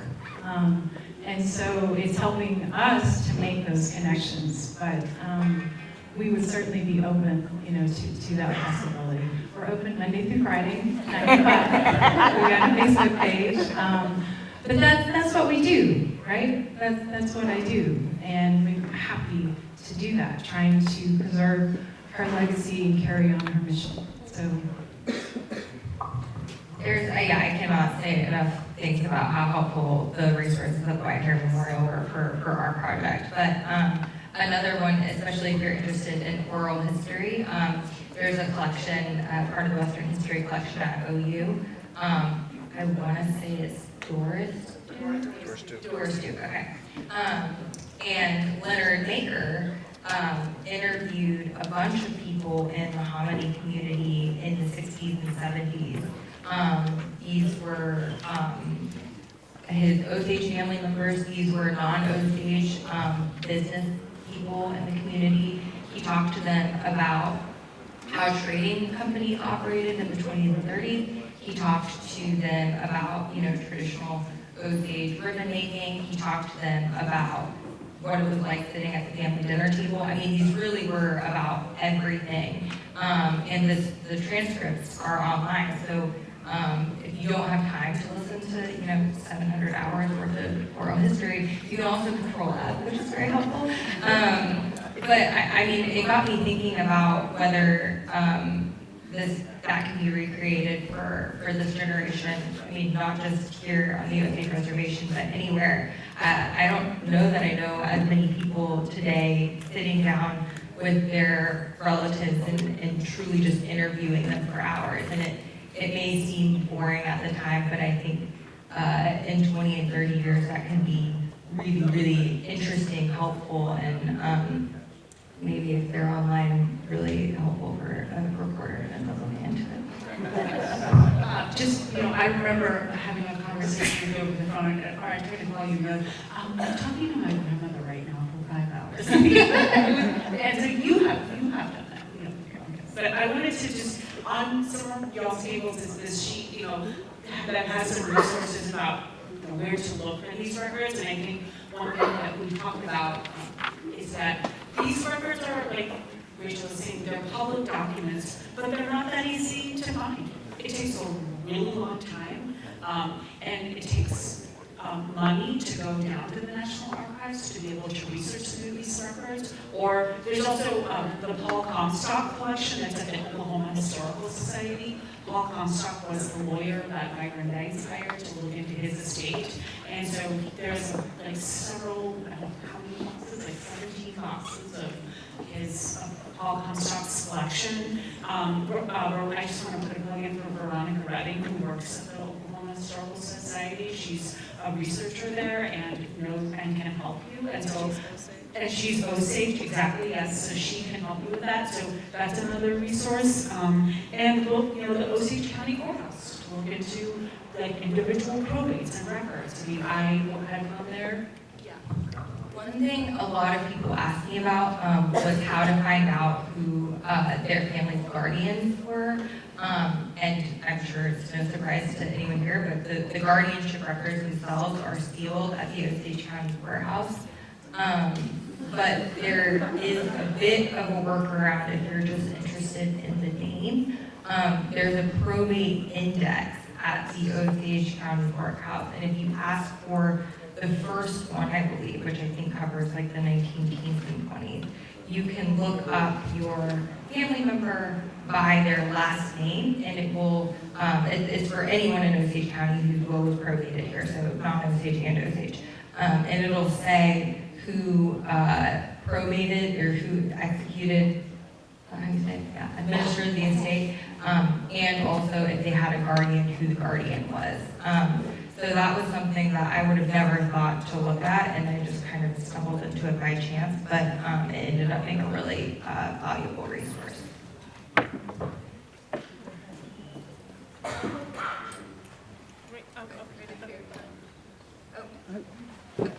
I have a question on this of returning head rights. Our church has a, thank you. Our church has a small fraction of the head right. That I've been in contact with people for the last 15 years if we've tried to return it. And it gets so messed up. The last time I tried, they ended up calling me and say, hey, we heard you want to give your head right back. And I'm like, no, I don't think so. But, the church, yes, the church wants to return what we've inherited. And it just seems like it's just a terrible mess. And I know you've been talking about that they've got all this legislation and whatever going on. Is there something we can do as owners of those head rights now to help participate in getting this done faster and to be done more equitable? I think Chairman Waller's going to take this one. We are already identifying exactly that, because I can't sit here in an open forum and tell you what this council is going to be able to do, but I know we are going to look at the return of them as you're talking about. We're going to have every aspect you possibly think of in the way that's going to be handled. That's why I said again that the Osage Minerals Council needs to make a decision on how those come back. Not Senator Lucas's office, not the state of Oklahoma, and not the federal government. At this time, I think that if you actually send it to the council, the BIA would have to sit there and look at it and then decide whether they're going to allow this transfer. And I believe you have a gentleman here today that's going to make all that work out for us.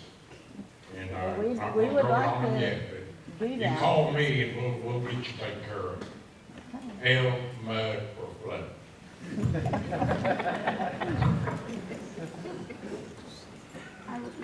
I just might, this is just kind of an announcement that down at the Oklahoma Historical Society at this time, they're having got Native American Week coming up, but anyway, thinking for the next month or maybe even longer, they're having a big exhibit of Osage.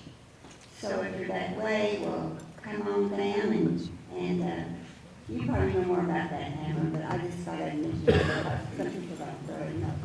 Yeah, sure, absolutely. Yeah, Jeff Riley, who was my first boss at the Oklahoma Historical Society, who's the deputy director for the State Museum, of the Oklahoma Historical Society. He and I talked several months ago about just the idea with the movie, with the book, with the attention that's being brought to the Osage people, to have something. And so he sort of spearheaded that effort. I was involved in collaborations, but yeah, it's called Trust and Betrayal in Osage Country at the Oklahoma Historical Society. It's going to be up through October, and I know that they have added QR codes to some of the documents. Oklahoma Department of Libraries, where David Grand did a lot of research, those are available. And if anyone has questions about dealing with the National Archives or where to look for reasons, just call me. Call me, email me, message me. That's my job. That's what we do. We're trying to direct people, to those places. So thank you for mentioning that. I know there's going to be another exhibit at it's the Western District Courthouse in downtown Oklahoma City, having to do with a trial, the conviction of William Hale and how that all came about. Our woman, who I talked with, they're gonna have an exhibit in the courthouse, and then the White Rose Lounge, wedding coat. Yeah, so we're in talks to learn some of our artifacts. So yes, we'll put that. One last exhibit. I recently learned that the University of Central Oklahoma plans to do an exhibit on the Drummond collection there.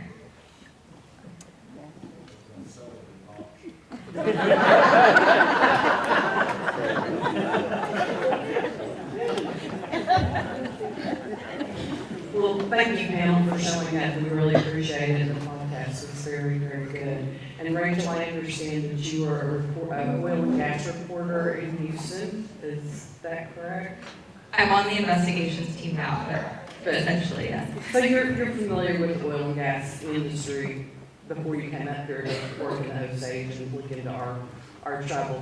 The professor said that federal government is trying to separate Indians from their resources. I believe that's an ongoing struggle as we sit here and talk today. So in 2014, there was a lawsuit that was brought, and it made the regulation of our state just close up. Our communities have always been oil-driven here in Osage County, Hominy, Fairfax, and Pawhuska. Our economies have just tanked in our local and small communities. I believe the trust responsibility is still being shirked by the BIA and the federal government. For you, Rachel, is that a story of interest to you to report on ongoing, maybe? Because it's really made a difference in a lot of lives here. So thank you. I mean, that is something that I heard a lot about when I was recording this podcast. Not just the misinformation lawsuit, but that permitting was taking a lot longer in Osage County. I mean, you can look at a map and see that clearly production is down in Osage County compared to surrounding counties. My understanding is part of that is also affected by, kind of oil and gas economics, with shale taking off and a lot of companies going to south to West Texas. But no, I heard from a lot of producers and Osage shareholders who said that they attributed the decline in production and therefore in heavy payments to the permitting at the BIA. I'm not on the oil and gas team at Bloomberg anymore, but I think certainly that's something that they'll be interested in following. We have been following the BIA's proposed rulemaking in that process. So I'm definitely interested to see how that works out. We ended the podcast with efforts to potentially bring management under the Osage Minerals Council or to do some sort of compacting agreement. So no, I mean, I'm definitely interested in following all this. I can't promise that I'll be given the time and resources to do a very different podcast series, but no, I'm certainly interested in following it. Thank you.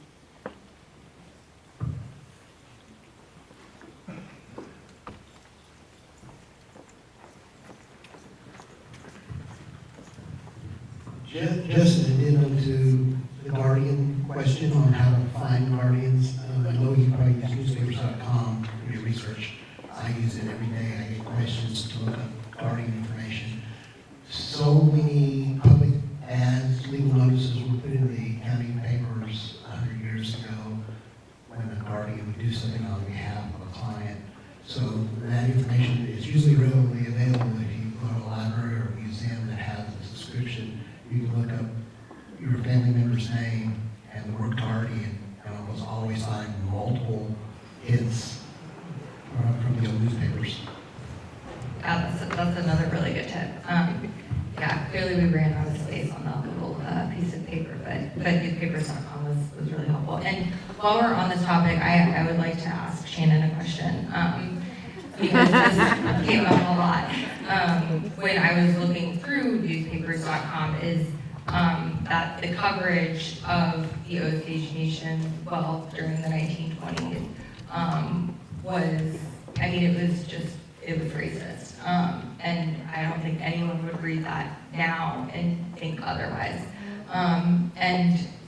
Especially with all of the press on the Osage Nation surrounding the movie release, I would just love to hear your thoughts on pitfalls of mainstream media reporting on the Osage Nation, both historically but also today, and how we can do better.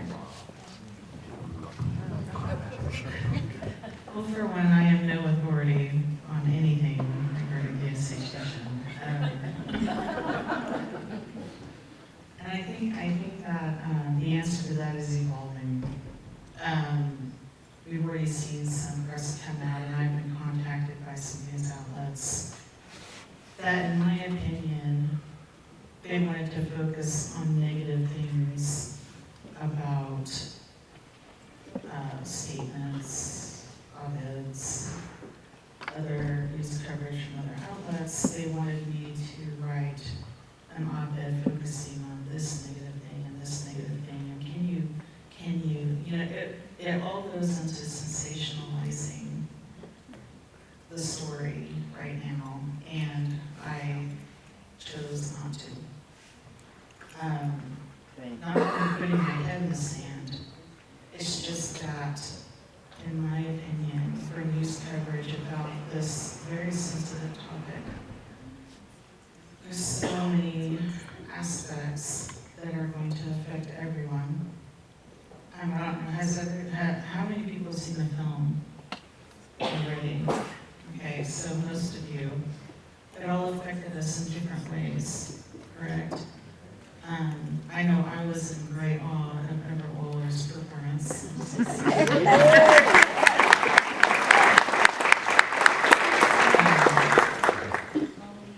But knowing that, the heaviness of it, I would just urge everyone, when reading an article, I like what Wilson Pipestone said, to take great care with your words and with how you respond to this film, because the filmmakers did spend a lot of time with the Burkhart descendants, with the Great Horse community, where the story was, originated, the one that Brian was focused on for his book. So whenever, I don't know, I think it's too soon to tell what the media, the outside mainstream media is going to do with this story, because it's only been out a couple of days. But I know that whatever it is, I can't anticipate it. It's all very new to us, even though we have been in the news before for the Reign of Terror. We've never experienced this kind of fame in my lifetime. So I think it's going to be a long time to get a perspective on exactly what is going to happen in terms of our communities after everything is said and done. I don't know. It's also just like, I think practicing trauma-informed reporting as a, I mean, well, you obviously do that because you reported on the film and you were, I mean, I just have to say, it was really amazing to work alongside you in hand when we were together, you know, when we were there together in France, and just how, just watching you work as a reporter and like really taking great care and like the interview. I mean, I think that you had the best review amongst of Killers of the Flower Moon because you know you had that knowledge. You know, you got him to open up in a way I don't think that any other reporter. Yeah. So I just wanted to commend you on that.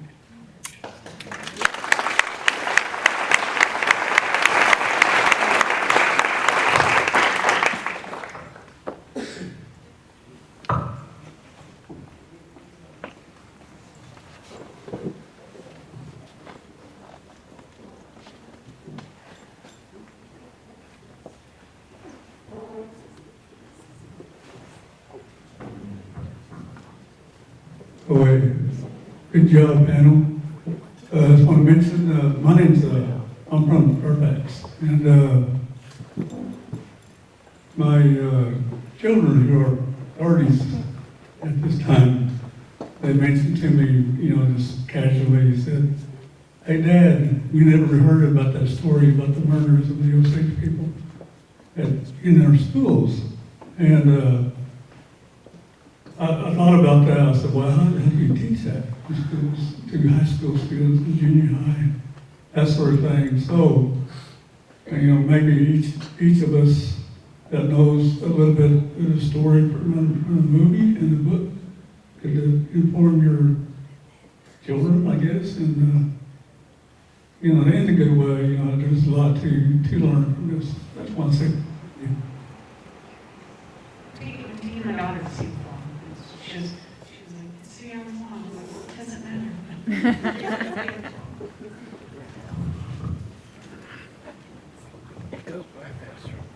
Thank you, panel. I just wanted to thank you for being here and sharing your knowledge.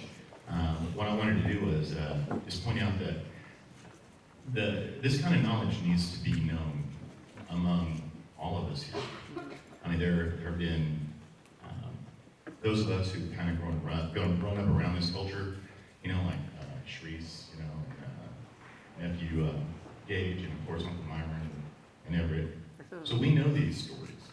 Okay, we may not know the legal ramifications, the legal problems that you have identified, but we need to know that. Okay, so I appreciate any kind of information topic like this, a forum where you're spreading information, and I just wanted to appreciate and let you know that I appreciate all of your efforts, and thank you for being here.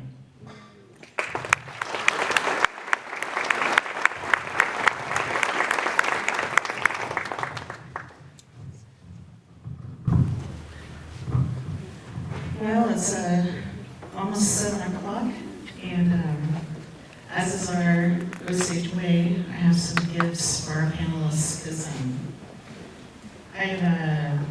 I've read The Deaths of Sybil Bolton by Dennis McCullough, and I've read David Grant's Ghost of the Flower Moon. I've read Charles Reports of for February, but the reporting in this podcast was very eye-opening for me, and I really, really appreciated the work and all of the legal battles you fought just to get the information. I mean, it's just they're all very admirable, and all I have for you all is a blanket. But it's I'm just so very appreciative of all the work that you guys put into this, and knowledge is everything. And so I just want to honor you guys.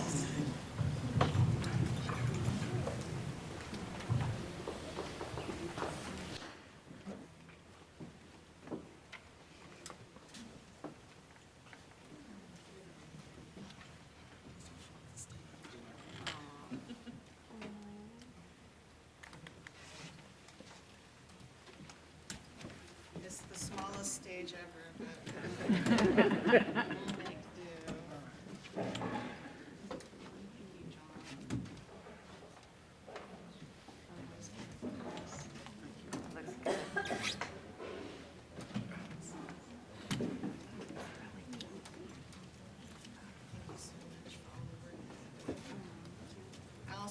also going to help us with our Osage Minerals Council coverage from now on. So.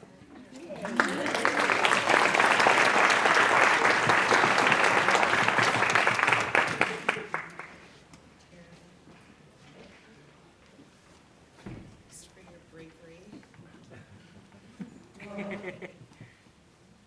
That looks good.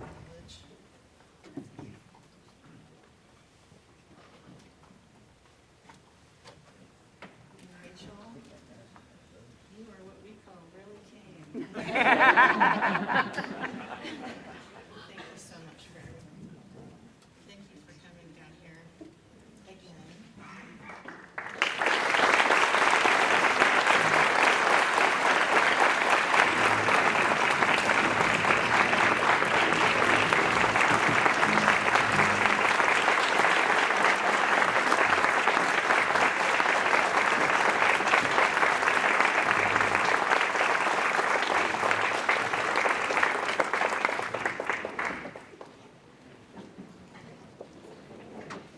Thank you. Thank you so much. Thank you. Thank you all.